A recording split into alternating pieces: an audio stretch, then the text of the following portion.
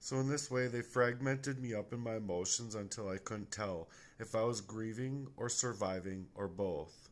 In other words, all of the afflictions from the history in my past that were staged up in this proxy against me, I knew I had been surviving a covert war against me.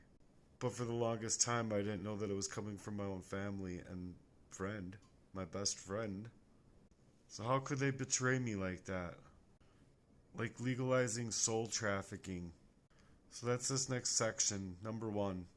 So they forged me back to the system, medicated, muted, monitored, while getting away with heinous crimes against me and against others in that place.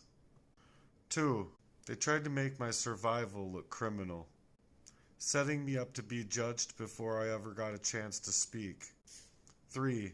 They normalized this torture. Under terms of procedure, investigative work, or security, they get away with stripping you of your rights to life, liberty, and the justice that you deserve. Not to mention the pursuit of happiness that they've now stripped from you. 4. They denied me my right to identity restoration. No matter how much evidence, pain, truth, or anything that I brought to the surface, nothing else mattered.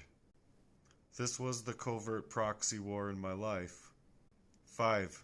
They basically built a machine out of slow death and slow murder in my life covertly. A sanctioned declaration to steal me out of self, mind, and in pursuit of me since I was a little kid, and then dared to call it mental health, afflicting me with all that they had done in their proxy war against me. So yes, these people belong in prison. And I don't even know how many back-to-back life sentences it would take.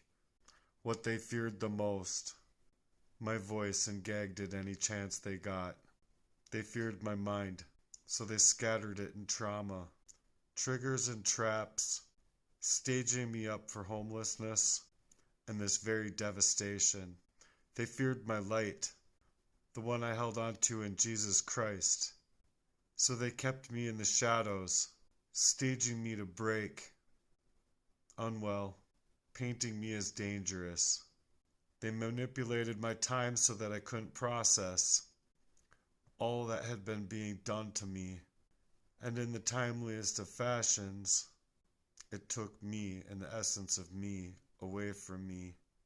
Endless processes and paperwork, but to stage me up in their efforts to silence me and treat